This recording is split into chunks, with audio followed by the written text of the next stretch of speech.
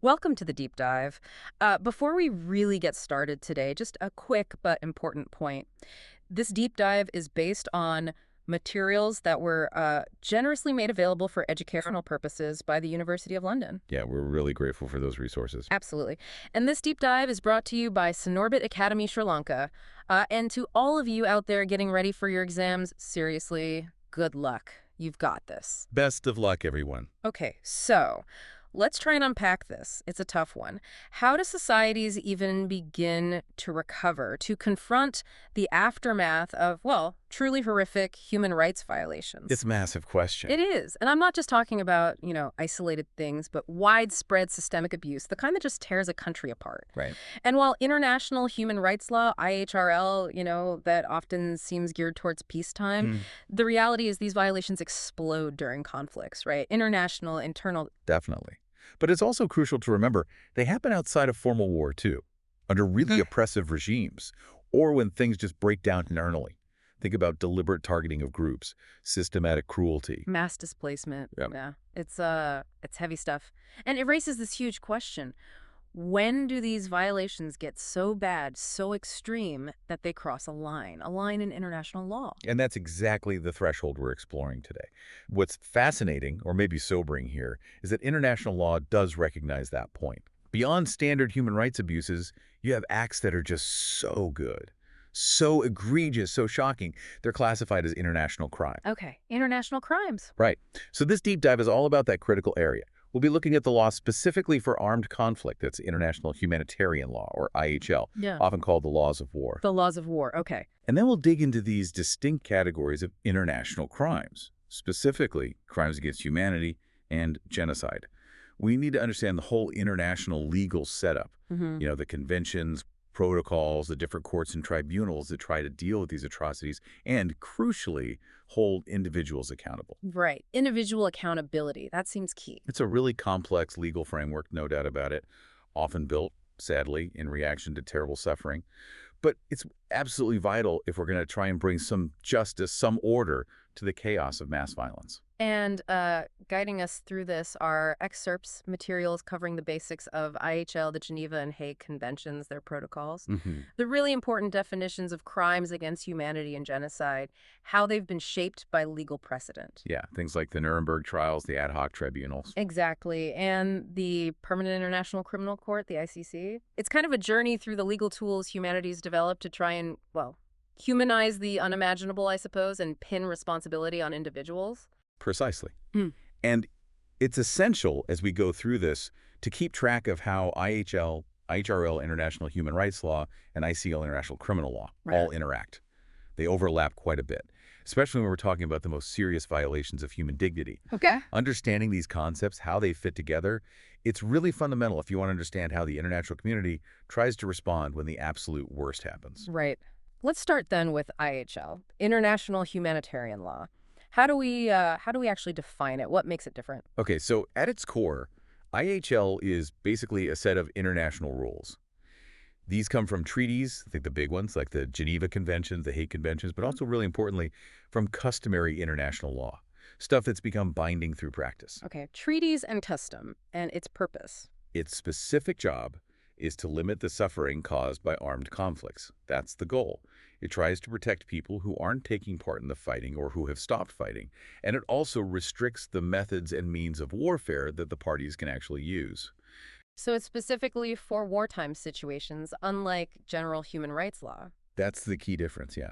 IHRL, human rights law, applies all the time, peace and war. IHL kicks in only during an armed conflict. Now, that could be an international armed conflict, state versus state. Right. Or non-international armed conflict, basically fighting within a state, like a civil war. So yeah, think of IHL as the wartime rulebook, though. As we said, they often overlap and work together. And the main sources you mentioned, the Geneva and Hague Conventions. Those are the big ones. The 4 Geneva Conventions from 1949 are absolutely central, plus there are additional protocols from 1977. And the older Hague Conventions, 1899 and 1907, they set really important groundwork, especially on how wars can be fought and rules for occupation. And you said some of this is customary law, meaning it binds everyone. Exactly. A lot of the key provisions in these treaties are now considered binding on all states as customary international law, even if a particular state hasn't formally signed up to that specific treaty. So IHL international humanitarian law, it's pretty much the laws of war. That's it. Plain and simple. It's this body of law built on the idea that even when there's horrific violence, there have to be some fundamental limits, some basic protections. Okay. You mentioned IHL and IHRL overlap and complement each other. How does that work in practice? Well, take a non-international armed conflict, a civil war. IHRL, General Human Rights Law, doesn't just switch off. It continues to apply right alongside IHL. Okay. So IHRL might cover rights like, say, freedom of expression, which IHL doesn't really focus on. But it also reinforces protections around things like detention and fair trial, which complement the rules found in IHL. They work together to provide a fuller picture of protection. What about the key differences then? You mentioned IHL is only for wartime. Right, and IHRL is much broader scope-wise. It covers everything from environmental rights, labor rights, stuff way beyond armed conflict. Okay. Another really critical difference is derogation. You know how human rights treaties often let states temporarily suspend some rights during a big public emergency? Like under Article 4 of the ICCPR? Yeah, like a state of emergency declaration. Exactly. Well, with IHL treaties, the Geneva Conventions, for instance, there is absolutely no provision for derogation. None. You cannot suspend the laws of war, not even in the most extreme emergency. Wow. Okay, so no opting out of IHL rules, ever. Never. But despite these differences, they share that fundamental goal: protecting human dignity, protecting individuals from, arbitrary power and abuse. They're both about putting legal limits on what states and others can do. And you mentioned the Genocide Convention fits into both. Yeah, that's a great example of the overlap. It's clearly a human rights treaty protecting the right of groups to exist, but it's also seen as a core part of IHL because tragically, genocide often happens during or is linked to armed conflict. Who actually has to follow IHL? Is it just states? Well, in international armed conflict, state versus state, yes, it primarily binds the states involved. But, and this is really crucial, especially for modern conflicts, in non-international armed conflicts, like civil wars, IHL applies to all parties. All parties, so the government and the rebels. Exactly. Both the governmental forces and the organized armed groups, the rebel forces, are bound by IHL rules. And importantly, individuals, including members of those non-state armed groups, can be held individually responsible for violations, especially for what are called grave breaches of the Geneva Conventions. Okay, so individuals can be held liable. That's different from human rights law. Generally, yes. IHRL obligations fall primarily on the state. IHL's reach on individual responsibility, including for non-state actors, is a key feature. So yeah, a rebel commander could absolutely be held accountable under IHL. Now, the term war crimes, it gets thrown around a lot. You said earlier it's sometimes used, well, not quite correctly in a legal sense today. Can you clarify that? Yeah, that's important. Historically, war crime was tied to a formal declaration of a state of war. But technically, declaring a state of war is actually prohibited by the UN Charter. States haven't really done it for decades. So what we usually call wars, now think Iraq, Syria, Yemen, are legally termed international armed conflicts, if it's between states, or non-international armed conflicts, if it's internal. So a legal war crime doesn't need a country to actually declare war. Precisely. The legal term war crime refers to certain serious violations of IHL. The laws of war we're talking about, committed in the context of an armed conflict, doesn't matter if it's international or internal, the trigger is the existence of an armed conflict, not a state of war. Why the distinction? It's deliberate. It prevents parties from trying to get around the rules and avoid accountability just by not formally declaring war. The law looks at the reality of the fighting on the ground. Okay, got it. So war crimes happen during armed conflict, which is the modern legal term for the actual fighting, and it doesn't depend on a formal state of war. That distinction, war crime versus armed conflict versus state of war, that's really helpful. It's fundamental to understanding modern IHL, yeah. How is IHL actually enforced or supervised compared to, say, human rights treaties that often have committees or regional courts? Well, IHL puts the primary duties directly onto states. States have a legal obligation to, first, prevent violations. They have to protect humanitarian symbols like the Red Cross or Red Crescent. They have to teach their armed forces about IHL rules. Okay. And critically, they have a duty to search for, investigate, and then either prosecute or extradite individuals who are alleged to have committed serious violations, especially war crimes, regardless of the perpetrator's nationality. That duty to prosecute or extradite, that sounds like a powerful tool for accountability. It is, in theory. It's the basis for universal jurisdiction over grave breaches. But enforcement faces huge challenges, of course. Like what you mentioned training non-state groups earlier. That's a major one. States are obliged to train their military. But rebel groups, insurgent fighters, they often don't get any formal IHL training. So, this lack of knowledge, combined with just the chaos of many internal conflicts, makes it incredibly difficult for them to follow the law. Even though ignorance isn't actually a legal defense, it's a massive practical hurdle for implementing IHL on the ground in many situations. Makes sense. Okay, let's really zoom in on the Geneva Conventions now. 1949, you said they're the bedrock. Absolutely. They are the core treaties of modern IHL, updated based on lessons from World War II and earlier conventions. There are 4 of them. And they protect different groups of people, right? Exactly. The first convention is for the wounded and sick members of armed forces on land. Okay. The second convention does the same, but for the wounded, sick, and shipwrecked members of armed forces at sea. Got it. Land and sea. The third convention lays down the rules for treating prisoners of war, POWs. VOWs. And the fourth convention is crucial. It provides protection for civilians in times of war, including when territory is occupied. Civilians. That seems incredibly important. Now, I remember reading there's one article that's the same in all 4 conventions, Common Article 3. Yes. Common Article 3. It's hugely significant, found in all 4 conventions, and it's considered just cogents. Just cogents. That means it's a fundamental, non-negotiable principle of international law, right? Like top tier. Exactly. A peremptory norm. No state can opt out or make a treaty that contradicts it. And the big deal about Common Article 3 is its application to non-international armed conflicts. Ah, so internal conflicts, civil wars. Precisely. Before 1949, detailed IHL rules mostly applied just to wars between states. Common Article 3 was revolutionary because it set down minimum humanitarian standards for conflicts within a state. So it applies when a government is fighting rebels inside its own borders. Yes, it protects people who are taking no active part in the hostilities. That includes soldiers who've surrendered or been captured, the wounded, the sick, basically anyone not currently fighting. And what are the core protections? What does it actually demand? It demands humane treatment in all circumstances. Yeah. And then it lists specific acts that are absolutely prohibited, no exceptions. Violence to life and person so. Murder, mutilation, cruel treatment, torture. Taking hostages is banned. Outrages upon personal dignity, think humiliating and degrading treatment. And carrying out sentences or executions without a proper trial by a regularly constituted court that provides essential judicial guarantees. So even in the middle of a chaotic civil war, these basic human rights standards have to be upheld for anyone not actively fighting. That's powerful. That's the core of Article 3. It sets a baseline. It also includes a positive duty. The wounded and sick have to be collected and cared for. Okay. And it explicitly recognizes the role of impartial humanitarian bodies, like the International Committee of the Red Cross, the ICRC.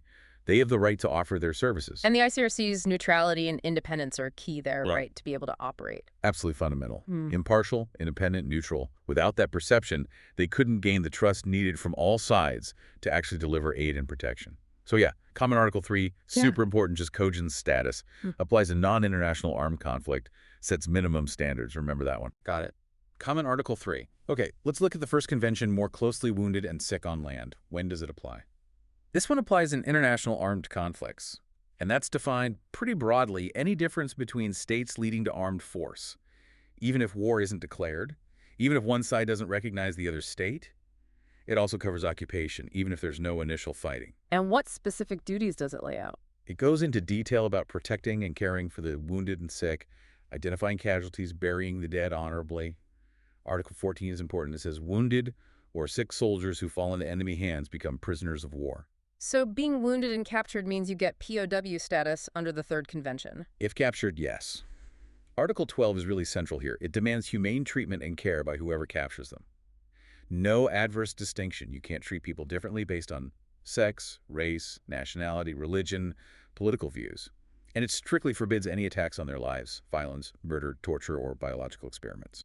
So medical treatment has to be purely based on need, not who they fought for. Exactly. Priority for treatment is based only on medical grounds.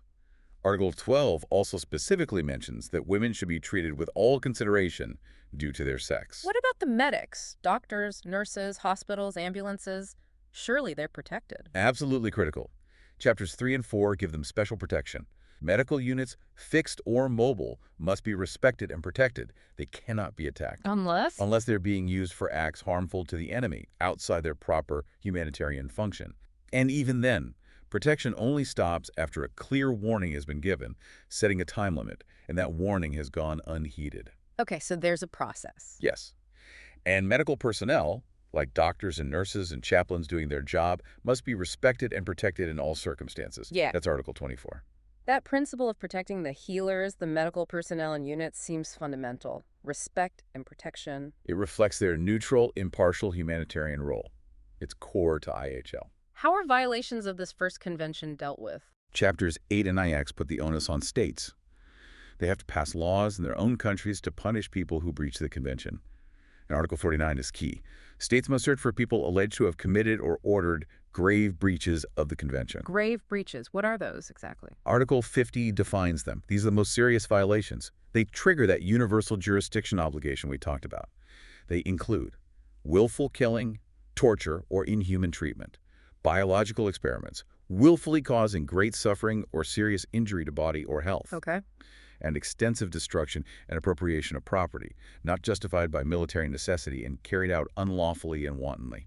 So grave breaches, willful killing, torture, causing great suffering, unjustified destruction. States have a duty to prosecute or extradite anyone accused of these, anywhere. That's the obligation. It's a cornerstone of trying to ensure individual accountability for the worst violations. Underlying all these specific rules, you mentioned broader principles. Two key ones running through IHL. First, the principle of distinction. It says, look, conflict might happen, but you can only target those actively participating in the fighting combatants. People not participating, civilians, wounded, captured soldiers must be spared. Military operations have to distinguish between combatants and non-combatants, military objectives and civilian objects, and only attack the military ones. But that sounds really hard in practice, especially in cities or against guerrilla fighters. It is incredibly challenging, no question. Modern warfare makes distinction very difficult sometimes. But the principle itself remains absolutely fundamental, legally speaking. Okay, distinction. And the second principle. That's about limiting the violence itself, sometimes called proportionality or finding a balance. You have to balance military necessity, what you need to do to achieve your military goal, against avoiding unnecessary suffering and destruction. The force used should be proportional, limited to what's needed for a legitimate military objective. So IHL tries to strike this balance, military needs versus minimizing harm, based on distinction and balanced proportionality. Exactly. It's this constant attempt to find a humane equilibrium, even in the midst of war. At the second convention, you said, applies these ideas at sea. Correct. It protects wounded, sick, and shipwrecked members of naval forces in international conflicts. Critically, it applies at sea. Once they're brought ashore, they fall under the first or third conventions. Article 12 of the second convention mirrors the protections in the first. Humane treatment, no discrimination, no violence, treatment based on medical needs. It even explicitly covers people rescued after forced aircraft landings at sea. So the second convention essentially takes the core protections for wounded and sick from the first convention and applies them to the maritime environment. Precisely. It adapts those vital protections for naval warfare. Okay, let's move to the third convention. Prisoners of war, POWs. Who actually counts as a POW under Article 4? It sounds like it might be complicated. It is quite detailed. Article 4 lists several categories. The main ones are members of the regular armed forces of a party to the conflict. That includes militias or volunteer corps that are formally part of those armed forces. Okay, regular soldiers. Right, but it also covers members of other militias, volunteer corps, and even organized resistance movements, whether they operate inside or outside their own territory, if they meet 4 specific conditions. Ah, the conditions. What are they for these sort of informal groups? For their members to get POW status if captured, the group must 1. Be commanded by a person responsible for their subordinates. 2. Have a fixed distinctive sign, something recognizable from a distance. 3. Carry their arms openly. And 4. Conduct their operations according to the laws and customs of war. Okay, so responsible command, distinctive sign, carry arms openly, and follow the rules of war themselves. Those 4 conditions for informal groups are key for POW status. They are. And remember, POW status applies even if there's no formal declaration of war. The source uses the example of the Falklands-Malvinas conflict in 1982. Captured Argentinian soldiers were treated as POWs by the UK, even though war wasn't declared. What standard of treatment are POWs entitled to? Articles 13 and 14 are clear. Humane treatment at all times. Any unlawful act or omission by the detaining power that causes death or seriously endangers their health is strictly forbidden. So no abuse. Right. No physical mutilation, no medical or scientific experiments, unless they are genuinely recognized for the POW's medical benefit. And they must be protected against violence, intimidation, insults, and, interestingly, public curiosity. Public curiosity, what does that mean? Like no putting them on TV? Exactly. It means they can't be paraded or exposed to public view as some kind of spectacle. The source mentions Saddam Hussein parading captured Western pilots on TV before the 1991 Gulf War. It's a clear violation of Article 13. POWs must be humanely treated, protected against abuse and public display. What about where they're held? Can they be locked up tightly? Well, they can be interned, meaning kept in a camp with a perimeter they can't leave. But Article 211 says close confinement, like solitary, is only allowed as a punishment after due process, or if it's absolutely necessary for their health. There are also detailed rules in Articles 25-28 about things like quarters, food, clothing, hygiene. Can POWs be forced to work? The detaining power can use the labor of POWs who are physically fit, according to Article 49, but they have to consider age, sex, rank, skills, and make sure the work doesn't harm their health. Article 50 lists acceptable types of work, things like agriculture, certain non-military industries, transport, domestic service. But there are limits. Absolutely. The crucial restriction is that the work cannot be directly related to the war effort. They can't be forced to, say, make weapons or fortifications for the enemy. POW labor is restricted. The principle is they shouldn't be made to help the enemy war effort. How does captivity end? When do they get released? Article 109 requires the detaining power to repatriate seriously wounded and sick POWs as soon as they're fit to travel, sometimes even during the conflict. Article 110 specifies certain categories who should be directly repatriated without delay, like the incurably wounded or sick, or those whose health is permanently damaged. So there are specific POW repatriation rules for the sick and wounded. And what happens after they're repatriated? Can they just go back to fighting? Article 117 says no. Repatriated persons may not be employed on active military service again. It's sort of a trade-off. The captor state doesn't have to keep holding them, and the home state can't just send them straight back into combat. Okay. So what's the big idea behind the Third Convention? It's fundamentally about respect for the humanity and dignity of the captured soldier. Captivity is meant to prevent them from fighting further, not to punish them. The detaining power is responsible for their treatment. POWs are generally entitled to equal treatment, though rules allow for disciplinary measures if needed. And just like the First Convention, serious violations, grave breaches of the Third Convention trigger that state duty to prosecute or extradite. Yes, absolutely. Grave breaches of the Third Convention lead to that same obligation on all states to ensure accountability for serious violations of POW rights. Okay, finally, the Fourth Convention, protecting civilians. This feels incredibly important given how much civilians suffer in modern conflicts. It is critically important. The Fourth Convention is all about protecting civilian persons in wartime, and especially in situations of occupation. It introduces ideas like safety zones and neutralized zones. Articles 14 and 15 intended as safe havens for vulnerable groups like the wounded, sick, elderly, children, expectant mothers. Safety zones and neutralized zones protect vulnerable persons.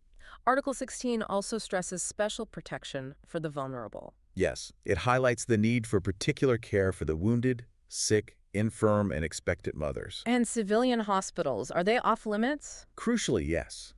Article 18 states civilian hospitals must be respected and protected at all times.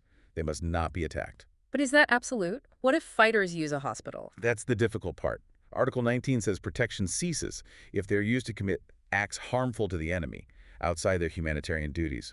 But, and this is vital protection only ceases after a due warning has been given, naming a reasonable time limit, and that warning has been ignored. That sounds incredibly difficult to apply in the heat of battle. It is. This is one of the most complex and contested areas of IHL in practice, especially in urban warfare or conflicts involving non-state groups operating near civilian infrastructure.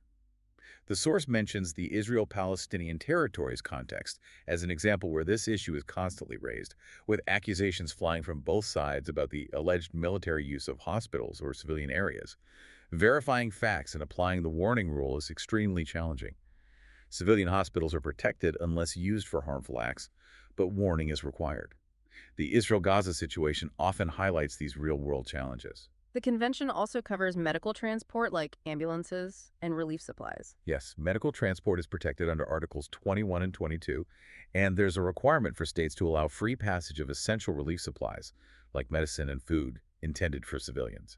What about the general protection of the civilian population, especially in occupied territory? That's the main goal, preventing violence against civilians, protecting their property. The source uses the example of Saddam Hussein's regime looting Kuwait and causing massive environmental damage during the 1990 occupation. That kind of behavior is exactly what the convention aims to prevent. Article 27 seems really fundamental for civilians under occupation or in enemy hands. Article 27 is key. It says protected persons. Basically, civilians are entitled to respect for their persons, honor, family rights, religious beliefs, and customs. They must be treated humanely at all times, protected against violence, threats, insults, and public curiosity. And it specifically mentions protecting women. Yes, it explicitly requires special protection for women against any attack on their honor, specifically mentioning rape, forced prostitution, and any form of indecent assault.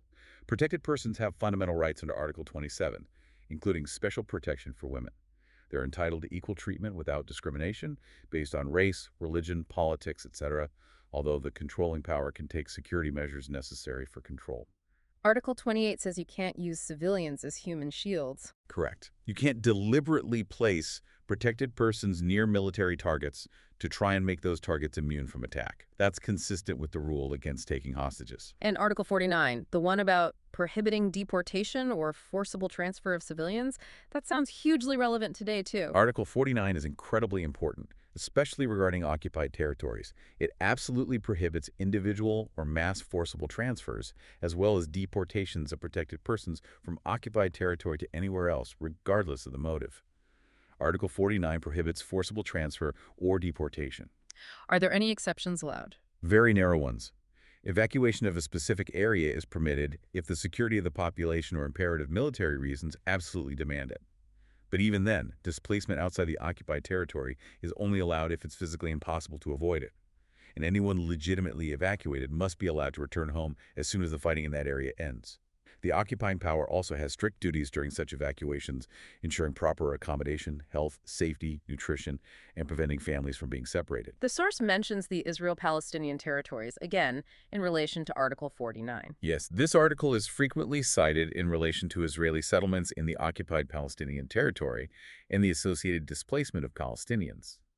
The source notes that the International Court of Justice, in its 2004 advisory opinion on the legal consequences of the construction of a wall, found that Israel's settlement policy and related measures constituted violations of the Fourth Geneva Convention, including Article 49, as well as human rights treaties. The Israel-Palestinian territories example is often used to illustrate alleged Article 49 violations, and the ICJ has addressed this. So, summing up civilian protection. Civilians are those not directly participating. The core rule is distinction, and these protections apply pretty much across the board in armed conflicts. That's the essence. The principle of distinction is key for civilians. And the Fourth Convention provides this comprehensive framework for their protection, whether the conflict is international or not, declared or not, recognized or not. Okay, that covers the Geneva Conventions. Now, the 1977 additional protocols, why were they needed? The conventions were only from 1949. Well, the way wars were fought changed a lot between 49 and the 70s. The original conventions were really designed with World War II-style international conflicts in mind. By the 1970s, there was a big increase in non-international armed conflicts, civil wars, wars of national liberation. Right. Plus, conventional weapons had become much more destructive. So the protocols were an attempt to update IHL, to make it more relevant to these newer forms of conflict and technologies, and generally strengthen protections. Additional Protocol I, API, applies to international armed conflicts. Yes, and it's widely ratified now. Many parts of it are considered customary international law, binding on everyone. Its goal was to reaffirm and develop the protections for victims and strengthen the rules on how hostilities are conducted. Article 35 of API seems really important, setting limits on weapons and methods. It's fundamental. Article 35(1) clearly states the right to choose methods or means of warfare is not unlimited. Then, 35(2) prohibits weapons or methods that cause superfluous injury or unnecessary suffering. Like the dum-dum bullets banned earlier. Exactly. And 35.3 adds a crucial environmental protection prohibiting methods or means expected to cause widespread, long-term, and severe damage to the natural environment. So Article 35 limits means methods, prohibits unnecessary suffering, and prohibits severe environmental damage. Article 36 also requires states to review any new weapons they develop to make sure their use wouldn't be illegal. This feels like a direct response to the Cold War arms race, Yeah. more powerful conventional weapons. Absolutely. A recognition of the increased potential for devastation and the need for legal limits. And it links back to that balance idea, military necessity versus avoiding undue harm.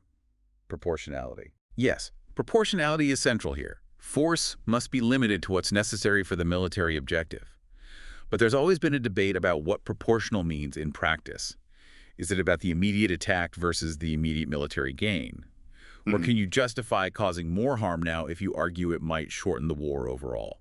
What does API say? API really focuses on the specific attack.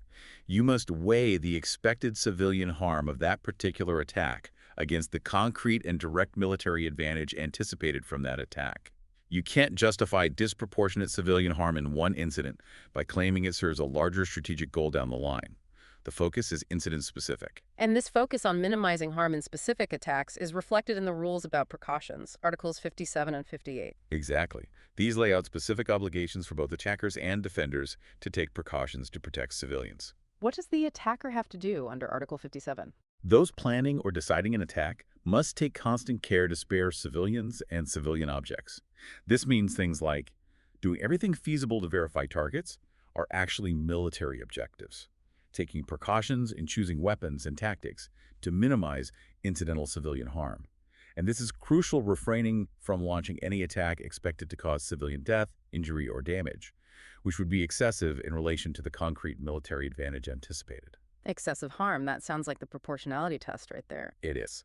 They also have to cancel or suspend an attack if it becomes clear the target isn't military or the likely civilian harm is excessive, and, where feasible, give effective advance warning of attacks that might affect civilians. So precautionary measures in attack involve verifying targets, minimizing harm, avoiding excessive harm, and giving warnings. And the defender, under Article 58, also has duties. Yes. Parties to the conflict must, to the maximum extent feasible, take precautions to protect civilians under their control from the effects of attacks. This includes trying to remove civilians from near military objectives, avoiding locating military objectives in densely populated areas, and taking other necessary protective measures. Precautionary measures against the effects of attacks include removing civilians and avoiding placing military targets near populated areas. The principle of distinction is also hammered home in API. Yes. Article 48 reiterates the fundamental rule. Always distinguish between civilians and combatants, civilian objects and military objectives, and direct attacks only against military objectives. But what about things like bridges or power stations, dual-use infrastructure? That's the classic complex case. A bridge might be vital for civilian life, but also for military transport. The law requires a careful assessment based on the definition of a military objective. Does it make an effective contribution to military action? And would its destruction offer a definite military advantage? It's often a tough judgment call, but the underlying principle remains. Target military, spare civilians. And the environmental protection rule from Article 35. Right, Article 35.3, prohibiting widespread, long-term, and severe damage is a key restraint. So the big restraints in API are protect against unnecessary suffering, protect against superfluous injury, and protect the environment, all balanced by proportionality. Yes, those are the main categories. And military necessity, while relevant, doesn't just override these rules. Proportionality is kind of built into the assessment. Now, Article 47 of API deals with mercenaries. This was controversial. Highly controversial. It denies mercenaries the right to be considered combatants or to get POW status if captured. Why? Why deny them POW status? The source suggests it reflects the negative perception of mercenaries based on their role in conflicts between 1949 and 1977, particularly during decolonization wars in Africa. They were often seen as fighting purely for private gain, not for cause or country, and sometimes associated with extreme brutality. So mercenaries denied POW status under API, largely seen as motivated by money and linked to historical brutality. The definition in Article 472 seems very specific, listing criteria. It is. To be a mercenary, you typically have to be specially recruited to fight actually take part, be motivated primarily by private gain much higher than regular soldiers' pay, not be a national or resident of a party to the conflict, not be a member of their armed forces, not be sent by a non-party state on official duty. It's a checklist. Helps distinguish them from, say, volunteers fighting for a cause or foreign military advisors. Exactly.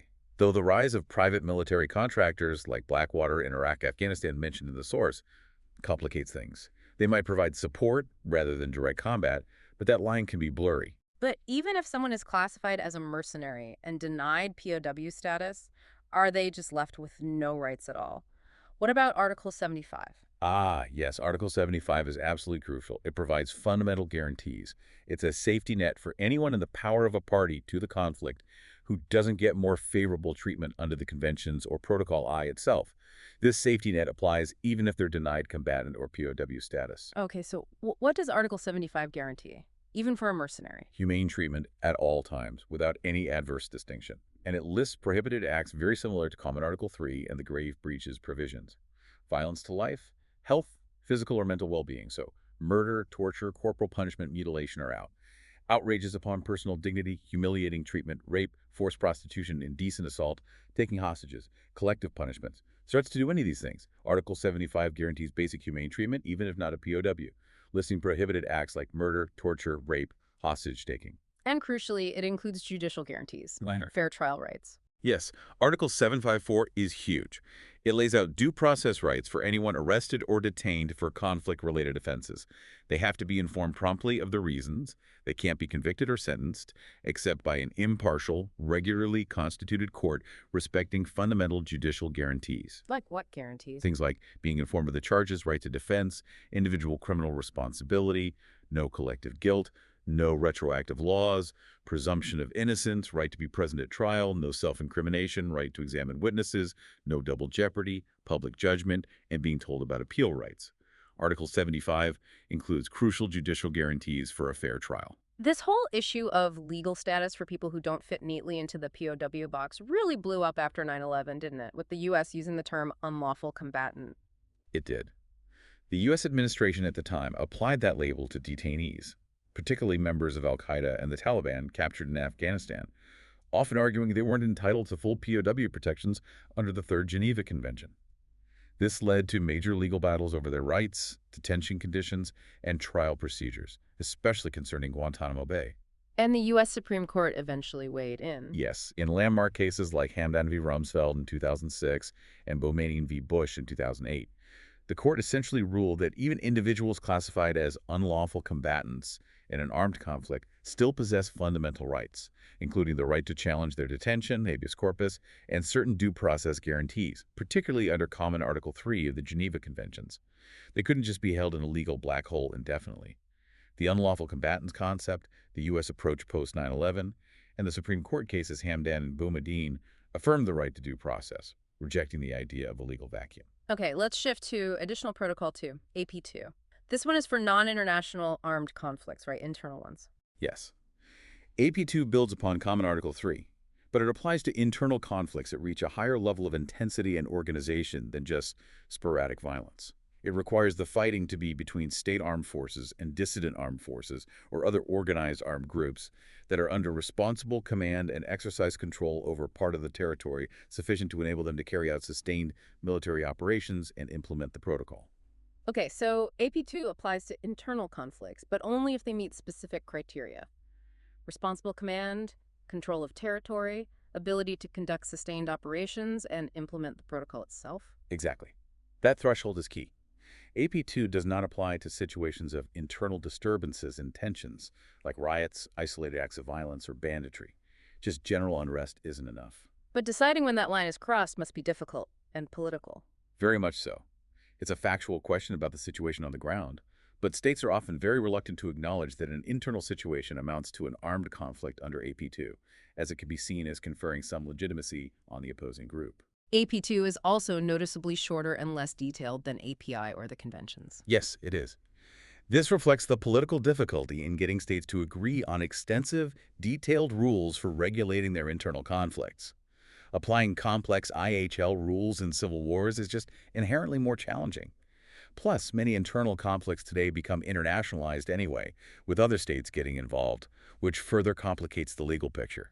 Syria is a prime example. Does AP2 also have fundamental guarantees, like Common Article 3 and EPI's Article 75? It does.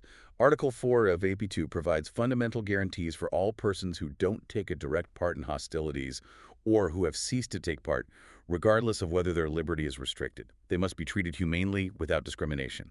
It specifically prohibits ordering that there shall be no survivors. And it lists prohibited acts. Yes, very similar lists again. Violence to life, health, and well-being, murder, torture, mutilation, corporal punishment, collective punishments, taking hostages, acts of terrorism, outrages upon personal dignity, humiliating treatment, rape, enforced prostitution, indecent assault, slavery, pillage, and threats to commit these acts. AP2 Article 4 lists fundamental guarantees mirroring Common Article 3 API Article 75, including prohibitions on murder, torture, rape, hostage-taking.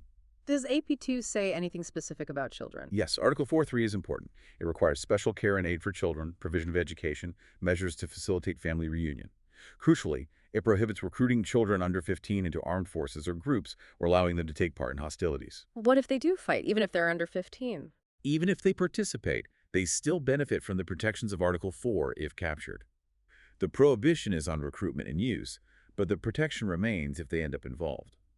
AP2 Article 4.3 provides specific protection for children, prohibiting recruitment under 15, but ensuring protection if captured. AP2 also includes other protections mirroring the Fourth Convention, like Article 17 prohibiting the forced movement of civilians. Okay, let's touch on the Hague Conventions now. These are older, from 1899 and 1907, but still relevant. Absolutely. They laid really important foundations for IHL, especially concerning the conduct of hostilities, the means and methods, and the rules governing military occupation. While Geneva focuses more on protecting victims, Hague traditionally focused more on how war could be waged. Hague II, from 1899, has a core principle in Article 22. Yes, Article 22 states it very simply. The right of belligerents to adopt means of injuring the enemy is not unlimited. That single sentence is hugely important. Hague II, Article 22, states the principle that the means of injuring the enemy are not unlimited. And this led to specific bans on weapons. It did. Hague declarations banned, for example, dum-dum bullets designed to expand or flatten inside the body. Why? Because they cause much more severe injuries, deemed to cause unnecessary suffering beyond what's needed to disable an enemy combatant. Hague banned dum-dum bullets because they cause unnecessary suffering.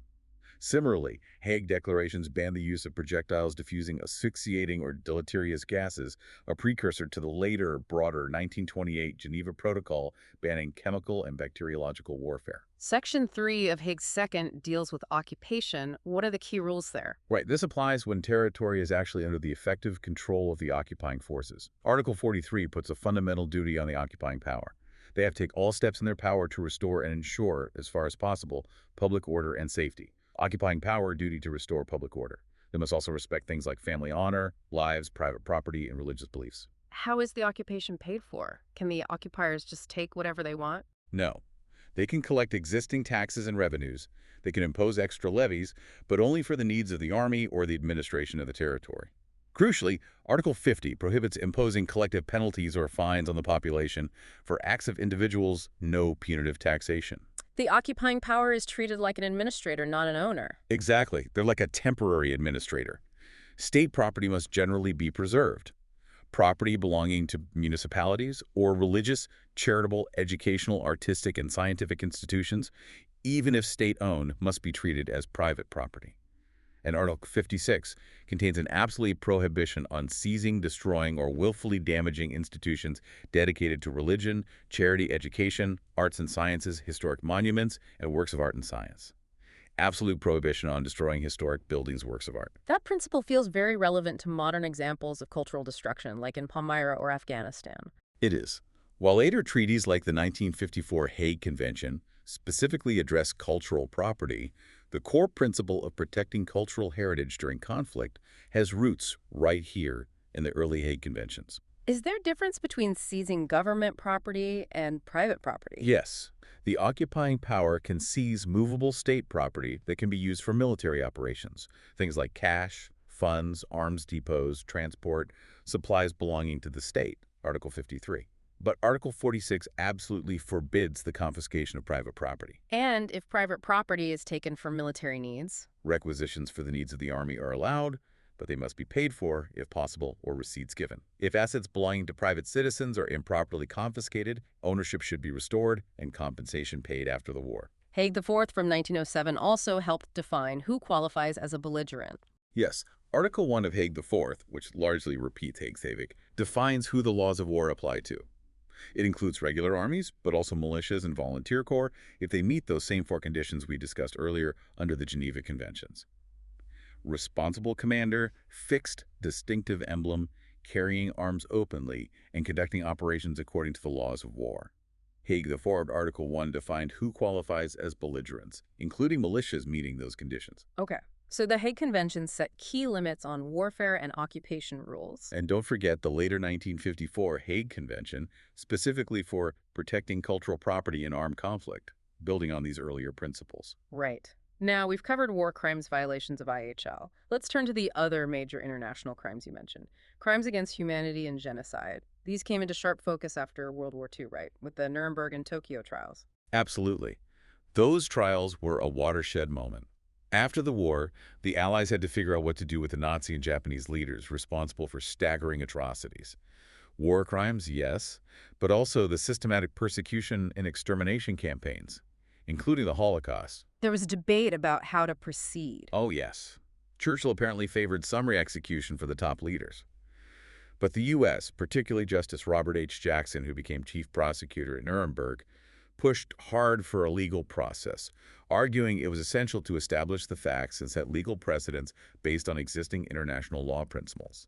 The legal route won out. Leading to the London Charter and the International Military Tribunal at Nuremberg. Exactly. And these trials established the crucial principle of individual criminal responsibility for these kinds of mass atrocities under international law. But they weren't without criticism. The victor's justice argument. That's a major and persistent criticism, yes. The Allies prosecuted Axis leaders, but didn't hold their own personnel accountable for controversial actions like the firebombing of Dresden or the use of atomic bombs on Japan, or Soviet atrocities. Does that criticism invalidate the legal precedents set? Most commentators argue no. While the charge of partiality is serious and affects perceptions of legitimacy, it doesn't erase the fundamental legal principles established at Nuremberg regarding individual responsibility for war crimes, crimes against humanity, and aggression. Nuremberg-Tokyo trials are the origin point for trying individuals for these crimes, but acknowledging the victor's justice criticism is essential for a full picture. The Nuremberg Principles, adopted later by the UN, summarize these crimes. Yes, Principle 6 from 1950 listed 3 categories: crimes against peace, planning, waging aggressive war; war crimes, violations of lost customs of war, citing examples from Hague, Geneva; and crimes against humanity. How did Nuremberg define crimes against humanity specifically? The definition in the Nuremberg Charter included acts like murder, extermination, enslavement, deportation, and other inhumane acts committed against any civilian population before or during the war, or persecutions on political, racial, or religious grounds. But, and this is a key difference from modern definitions, these acts had to be done in execution of or in connection with any crime within the tribunal's jurisdiction, meaning crimes against peace or war crimes. So the original Nuremberg definition of CAH required that link, that nexus to the war or aggression. Yes, that nexus was required under the Charter. Modern definitions, like in the statutes of the ICTY, ICTR, and especially the ICC, have generally dropped that strict nexus requirement. So what's the key distinction today between crimes against humanity and war crimes? The biggest one is the context. War crimes, by definition, require a link to an armed conflict. They are violations of IHL committed during hostilities. Crimes against humanity, however, can be committed during wartime or peacetime. Okay, so CAH aren't limited to wartime. Exactly. Their definition focuses on the nature of the acts and the fact that they are part of a widespread or systematic attack directed against any civilian population, with knowledge of the attack. The armed conflict context isn't a necessary element, although they often occur alongside conflicts. The idea existed before Nuremberg, but wasn't really law. Sort of. After WWI, there was talk of violations of the laws of humanity, but it wasn't a distinct legal crime concept yet. Nuremberg really crystallized it. And today, crimes against humanity are considered just cogents, like Common Article 3. Yes. They are widely recognized as just cogents norms, Absolutely fundamental, non-derogable. Crimes against humanity are just cogents. Which means universal jurisdiction applies. It does. Crimes against humanity are considered crimes subject to universal jurisdiction. This means any state can potentially prosecute perpetrators, regardless of where the crime happened or the nationality of the accused or victim. It reflects the idea that these crimes harm the entire international community. States generally have a duty under customary law to either prosecute or extradite suspects found in their territory. Crimes against humanity are crimes of universal jurisdiction any state can prosecute. What are the common features of crimes against humanity under modern definitions, say, in the ICC statute? Okay, typically they involve specific prohibited acts, violence against persons, things like that. These acts must be committed as part of a widespread or systematic attack directed against a civilian population. Widespread or systematic, not necessarily both. Correct. Widespread implies scale, large numbers of victims. Systematic implies organization, a pattern, possibly linked to a policy. And crucially, unlike genocide, crimes against humanity do not require the specific intent to destroy a protected group as such, although persecution against an identifiable group is one listed act. Crimes against humanity require widespread or systematic conduct, not intent to destroy a group. And the list of specific acts that can qualify has grown since Nuremberg. Definitely. The ICC statute, for example, lists murder, extermination, enslavement, deportation or forcible transfer, imprisonment violating fundamental international law, torture, rape, sexual slavery, enforced prostitution, forced pregnancy, enforced sterilization, other grave sexual violence, persecution against an identifiable group, enforced disappearance of persons, the crime of apartheid, and other inhumane acts causing great suffering. So examples include rape, torture, forced disappearance, persecution, extermination, enslavement, deportation.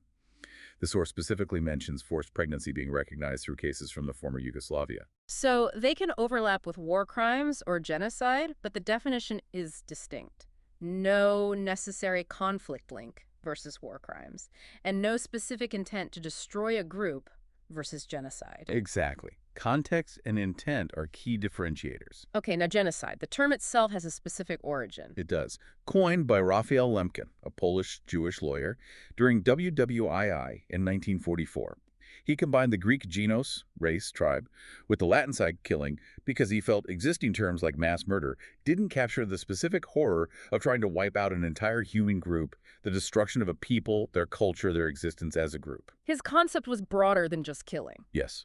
Lemkin included actions aimed at preventing life, like forced sterilization or abortion, or deliberately creating conditions to destroy the group, like concentration camps separating families. The core was the intent to destroy the group, with individuals targeted because they belonged to that group. And it was directly tied to the Nazi atrocities. Absolutely. It emerged from the need for a legal concept to hold Nazis accountable for the Holocaust and other systematic extermination campaigns. This led to the 1948 UN Genocide Convention. Yes, the Convention on the Prevention and Punishment of the Crime of Genocide. This treaty formally defined the crime in international law. And that definition in Article 2 has two key parts. Exactly. You need both, a mental element and a physical element. Genocide has two elements, mental and physical. What's the mental element? This is the crucial part, right? It is. It's the dolus specialis, the specific intent to destroy, in whole or in part, a national, ethnical, racial, or religious group as such. That phrase, as such, is vital. The intent must be to destroy the group, because it is that group. Proving this specific intent beyond a reasonable doubt is notoriously difficult in court. Dolus specialis, specific intent to destroy, is crucial and incredibly hard to prove for genocide. And the physical element, what acts count? Article 2 lists 5 categories of acts that, if committed with that specific genocidal intent, constitute the physical element. 1. Killing members of the group. 2. Causing serious bodily or mental harm to members of the group. 3. Deliberately inflicting on the group conditions of life calculated to bring about its physical destruction in whole or in part. 4. Imposing measures intended to prevent births within the group. 5. Forcibly transferring children of the group to another group. So the 5 physical acts of genocide are killing, harm, destructive conditions, preventing births, and transferring children. Any one of these, done with the special intent, is genocide. Correct. In Article 3, the Convention says not just genocide itself is punishable, but also conspiracy to commit genocide, direct and public incitement to commit genocide, attempt to commit genocide, and complicity in genocide. This definition, especially the intent part, has been heavily litigated in international courts, like the tribunals for Yugoslavia and Rwanda and the ICJ. Yes, absolutely. These courts have grappled extensively with interpreting and applying the Genocide Convention definition. The genocide definition was tested in major cases related to the former Yugoslavia and Rwanda. The source mentions the ICJ case, Bosnia and Herzegovina v. Serbia and Montenegro from 2007. What was key there? That case dealt with Serbia's alleged responsibility for genocide during the Bosnian War. The ICJ set a very high standard of proof, high level of certainty for finding state responsibility. A major finding was the distinction between ethnic cleansing and genocide. The ICJ Bosnia v. Serbia case is a key reference. How did the ICJ distinguish them? Isn't ethnic cleansing awful enough? It is horrific, absolutely. But the ICJ said that ethnic cleansing, which aims to render an area ethnically homogeneous, usually through force and displacement, is not legally the same as genocide. The intent in ethnic cleansing might be to remove a group, but the specific intent required for genocide is the intent to destroy the group, in whole or in part. Ethnic cleansing is not the same as genocide. Genocide requires the specific intent to destroy. So what did the ICJ find regarding Serbia and the broader allegations of genocide in Bosnia? Did they meet the dolus specialis test? For the widespread killings and atrocities across Bosnia, the court found that while the physical element, massive killings of the protected group, was clearly present, it had not been conclusively established that these acts were committed by Serbia or forces under its control with the specific intent, dolus specialis, to destroy the Bosnian Muslim group as such. ICJ found widespread killings in Bosnia, but not conclusive proof of the dolus specialis by Serbia for genocide broadly across the country. But Srebrenica was different. Yes. The ICJ did explicitly uphold the finding that genocide was perpetrated specifically at Srebrenica in 1995. Later, the ICTY convicted individuals like Radovan Karadzic for genocide at Srebrenica. Srebrenica IS confirmed genocide by ICJ and ICTY. Why the difference? Why genocide at Srebrenica but not necessarily elsewhere, according to the ICJ? It came down to evidence of intent. The court felt the evidence demonstrated the specific intent to destroy the Bosnian Muslim group in the Srebrenica area at that time, whereas it lacks conclusive proof of that same specific intent driving the actions across all of Bosnia attributable to Serbia. Okay, let's quickly recap the distinctions one last time. War crimes, crimes against humanity, genocide. Right. War crimes need an armed conflict context, violation of IHL, Geneva Hague rules. Crimes against humanity, widespread or systematic attack on civilians, could be war or peacetime. List of specific acts, murder, rape, torture, etc. No specific intent to destroy a group required. Genocide can be war or peacetime. Specific list of acts, killing, causing harm, etc. requires a specific intent, dolus specialis, to destroy a national, ethnical, racial, or religious group as such. War crimes, conflict, violation of IHL, crimes against humanity, widespread systematic war or peace, list of acts, no intent to destroy. Genocide, war or peace, specific acts, dolus specialis, to destroy a group. And as the source points out, the legal definitions are one thing, but genocide often starts much earlier with dehumanization. Exactly. Law is often reactive. Prevention needs to tackle those earlier stages. Okay. After WWII and Nuremberg, the idea of international justice didn't really take hold again until the 1990s with the ad hoc tribunals for Yugoslavia and Rwanda. That's right. The International Criminal Tribunal for the former Yugoslavia, the ICTY, was set up by the UN Security Council in 1993. ICTY established by UN Security Council 1993. Its job was to prosecute individuals responsible for serious IHL violations committed in the territory of the former Yugoslavia since 1991. ICTY prosecuted serious IHL violations in former Yugoslavia. The stated aim included helping reconciliation. But it faced challenges, legitimacy issues. Oh yes. The victor's justice criticism surfaced again, as it was seen by some as targeting Serbs disproportionately, at least initially. There were big problems with state cooperation getting states, like Serbia initially, to arrest and hand over indicted individuals like Milosevic or Karadzic. And its very creation by the Security Council was legally challenged, although the ICTY itself confirmed the Council's power to do so under Chapter 7 in the Tadic case. ICTY faced legitimacy issues, non-cooperation, legal challenges. Tadic case concerning SE power. Because of these political difficulties, many think creating such ad hoc tribunals is unlikely today. What crimes could the ICTY prosecute? It had jurisdiction over grave breaches of the Geneva Conventions, violations of the laws or customs of war, war crimes, genocide, and crimes against humanity. ICTY jurisdiction covered war crimes, genocide, crimes against humanity. The work involved sounds incredibly difficult investigating years later. Painstakingly difficult. Imagine trying to gather evidence, find reliable witnesses, build complex cases years after horrific events, in a region still dealing with the aftermath. finding witnesses, ensuring their safety, dealing with trauma. The source mentions the specific horror for Bosnian women systematically raped during the conflict, the stigma they faced, and the difficulty of testifying. It requires massive resources, time, patience, and sensitivity. The logistical and human challenges of prosecuting atrocities years later are immense. The case of Slobodan Milojevic really illustrates the scale, right? Multiple indictments. Absolutely. Milojevic faced 3 separate indictments covering crimes in Kosovo, 1999, Croatia, 2001, and Bosnia, 2001. The charges span war crimes, crimes against humanity, and genocide or complicity in genocide. They covered infamous events like the Siege of Sarajevo, the Srebrenica massacre, and the brutal detention camps like Omarska.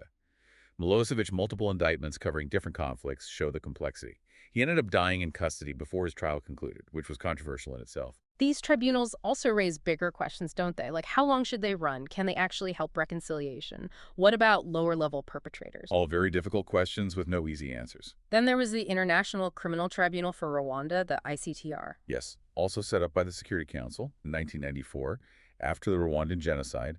It was based in Arusha, Tanzania. ICTR, established by UN Security Council 1994. Its mandate was to prosecute those responsible for genocide and other serious IHL violations committed in Rwanda or by Rwandan citizens in neighboring states during 1994. ICTR prosecuted genocide and serious IHL violations in Rwanda, 1994 genocide. What was the ICTR's main significance, legally speaking? It was groundbreaking in several ways. It was the first international tribunal to actually deliver verdicts for the crime of genocide, really putting flesh on the bones of the 1948 Convention's definition. And critically, it was the first international court to specifically define RAPE under international criminal law and to recognize rape as an act capable of constituting genocide when committed with the requisite intent. ICTR's significance, first genocide verdicts, defining rape as a means of genocide. Both tribunals have finished their main work now. Yes, their mandates have largely concluded. But there's a body called the Mechanism for International Criminal Tribunal, or MICT, set up in 2010, which handles the remaining tasks like supervising sentences, protecting witnesses, managing archives. MICT carries on residual functions of ICTY-ICTR. So despite all the criticisms and challenges, the ICTY and ICTR were hugely important for developing and actually applying international criminal law. Undeniably, they created a massive body of jurisprudence and really pushed the field forward, paving the way for a permanent court. Which brings us to the International Criminal Court, the ICC, the permanent one. Exactly. The idea had been around for ages. Even the League of Nations tried and failed in the 1930s. The Cold War put it on ice. But after the ad hoc tribunals in the 90s, the political stars finally aligned. Established by the Rome Statute in 1998. That's the one. It entered into force in 2002 after enough countries ratified it. Repeat, ICC established by Rome Statute 1998. What crimes can the ICC prosecute? Is it anything? No. Its jurisdiction is specifically limited to what the statute calls the most serious crimes of concern to the international community as a whole. That means genocide, crimes against humanity, war crimes, and more recently and under specific conditions, the crime of aggression. ICC jurisdiction covers genocide, crimes against humanity, war crimes, crime of aggression. How does it relate to national courts? Does it take precedence? No, and this is absolutely fundamental to understand the ICC. It operates on the principle of complementarity. The primary responsibility to investigate and prosecute these crimes rests with states themselves. The ICC is a court of last resort. ICC is a complementary court. States prosecute first. So it only steps in if states don't? It can only step in if the relevant state is genuinely unwilling or unable to investigate or prosecute the case itself. Unwilling might mean shielding someone. Unable might mean the justice system has collapsed. But the first port of call is always the national system. What's the overall significance of having a permanent ICC? Well, it's potentially huge. It represents a permanent global effort to end impunity for the worst imaginable crimes. It institutionalizes individual accountability. It contributes massively to developing and codifying international criminal law through its judgments. Its procedures try to blend different legal traditions, and it learned lessons from the ICTY-ICTR, for instance, by having stronger provisions for victim participation and protection and greater attention to gender crimes from the outset. But it faces massive challenges, too. A big one is that some major countries haven't joined. That's arguably its biggest weakness. Key players like the United States, Russia, China, India, Pakistan, Israel, they are not parties to the Rome Statute. Key states like USA, Russia, China, India, etc. are not party to the ICC statute. The U.S. signed it under Clinton, but then unsigned under George W. Bush, mainly fearing politically motivated prosecutions against U.S. military personnel. Subsequent administrations haven't rejoined. Palestine joining in 2015 caused a stir. Immensely controversial. Hmm. By joining, Palestine accepted the ICC's jurisdiction over crimes committed on its territory since 2014. This potentially opens the door for investigations into actions by both Palestinians and Israelis. Whether the court can exercise jurisdiction, given the complexities of Palestinian statehood and the territory involved, has been a major legal and political battle before the court itself. Palestine joined the ICC in 2015, potentially allowing ICC jurisdiction over events in Palestinian territories, pending court determination. There's also been criticism, particularly from Africa, about the court's focus. Yes, that's been a significant point of friction. Statistically, most of the situations formally under investigation by the ICC prosecutor, at least up to the end of 2019, according to the source, were in African countries: Uganda, DRC, Sudan Darfur, CRR, Kenya, Libya, Côte d'Ivoire, Mali, Burundi. Criticism of the ICC's focus on situations in Africa has been vocal, with accusations of bias. This led South Africa, for example, to announce withdrawal in 2016, though it hadn't formally left by late 2019. Although the source notes preliminary examinations were looking broader. Yes, preliminary examinations, the stage before formal investigation, were looking at situations across the globe, including Afghanistan, Colombia, Iraq, UK, Nigeria, Palestine, Philippines, Ukraine, Venezuela. So the picture is more complex than just the formal investigations. It sounds like the ICC is caught in a constant balancing act: state sovereignty versus international justice, politics versus law, limited resources versus vast atrocities. It absolutely is. It's navigating a very difficult path between the expectations placed upon it and the political realities and limitations it faces, including reliance on state cooperation, which isn't always forthcoming. Has it had any notable successes despite the challenges? Yes, it has secured convictions, contributing to individual accountability. The source highlights a significant one: the ICC's first conviction for cultural destruction as a war crime. In 2016, an Islamic militant leader was convicted for ordering the destruction of historic mausoleums and shrines in Timbuktu, Mali. ICC achieved first conviction for cultural destruction as a war crime. Timbuktu example. This was important for reinforcing the protection of cultural heritage, linking back to those Hague principles, and potentially acting as a deterrent, although some debate whether prosecuting cultural destruction should be prioritized over mass killing. Okay, let's look at the trial of Saddam Hussein as a different kind of case study. He wasn't tried by the ICC, right? Why not? Simple reason: jurisdiction. The ICC can only deal with crimes committed after its statute came into force, generally July 1st, 2002, or later for states joining after that. Saddam's major alleged crimes, like the Intl campaign against the Kurds or the Dujail massacre, happened long before that.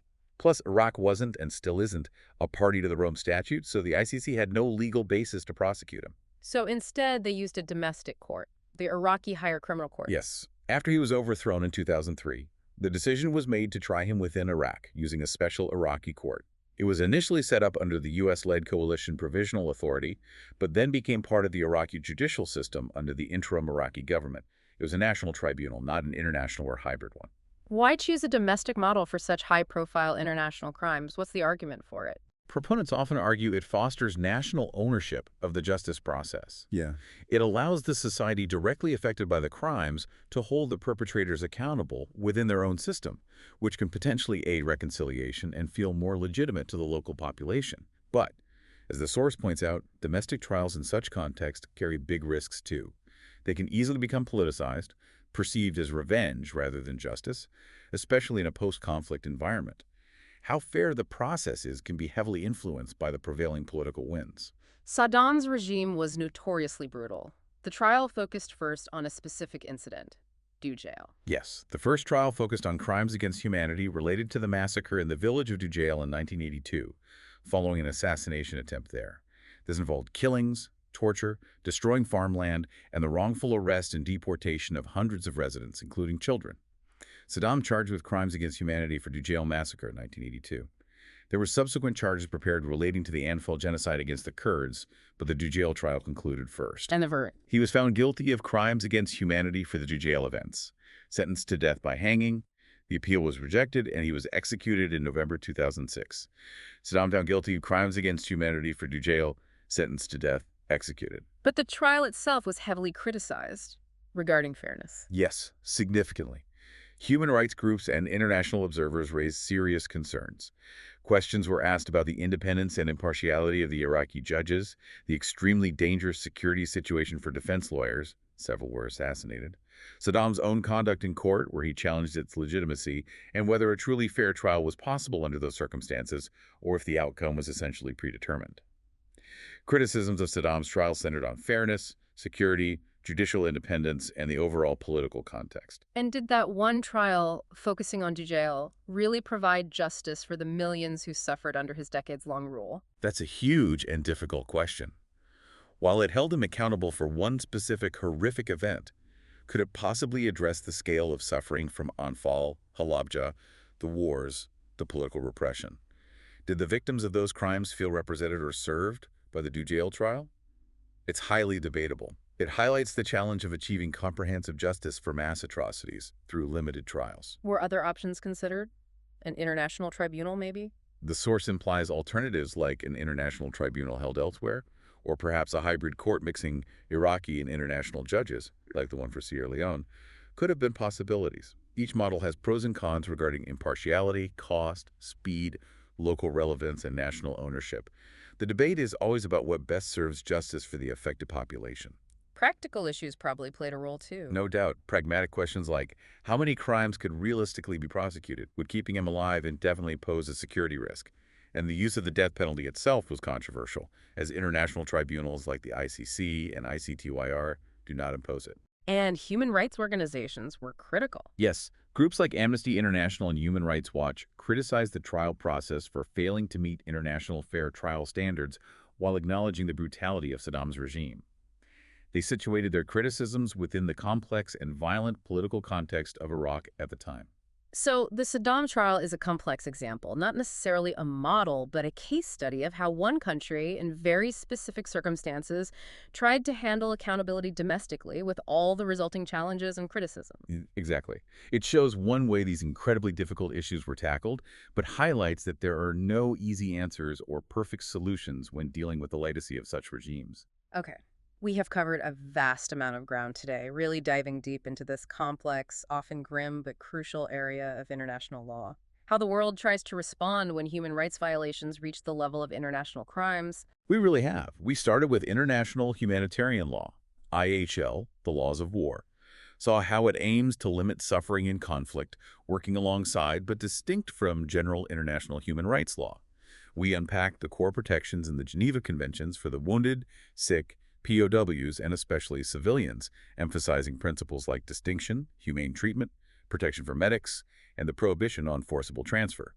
Remember those grave breaches, the most serious violations triggering universal jurisdiction? Then the 1977 protocols, updating IHL for modern warfare, refining rules on how wars are fought, proportionality, precautions dealing with tricky issues like mercenaries, extending fundamental guarantees like Article 75 of API even to those without POW status, and AP2 providing a framework for internal conflicts. Don't forget the Hague Conventions, laying down early limits on weapons and methods, rules for occupation, and protecting cultural property. Then we distinguished the core crimes: war crimes, IHL violations in conflict, crimes against humanity, widespread systematic attacks, war or peace, no specific intent to destroy a group, and genocide, that incredibly specific intent, the dolus specialis, to destroy a protected group, war or peace. We looked at how these crimes have been prosecuted, first through the ad hoc tribunals, the ICTY and ICTR groundbreaking but facing challenges like Victor's Justice, and then the Permanent International Criminal Court, the ICC, operating on complementarity but grappling with issues of state cooperation, jurisdiction, and political criticism, like the Africa-focused debate. And finally, the Saddam Hussein trial as an example of a domestic approach, with its own set of controversies regarding fairness and scope. Understanding all these pieces, the laws, the definitions, the courts, the challenges, it's essential if you want to grasp how the international community even attempts to deal with the aftermath of mass atrocities. These aren't just abstract legal concepts. They represent a real, if imperfect, effort to protect human dignity in the face of unimaginable violence and to establish some measure of accountability. It really underlines the sheer difficulty, the complexity of achieving meaningful justice and building a stable future after such events. It truly does. So maybe a final thought for you, our listener, to take away and consider.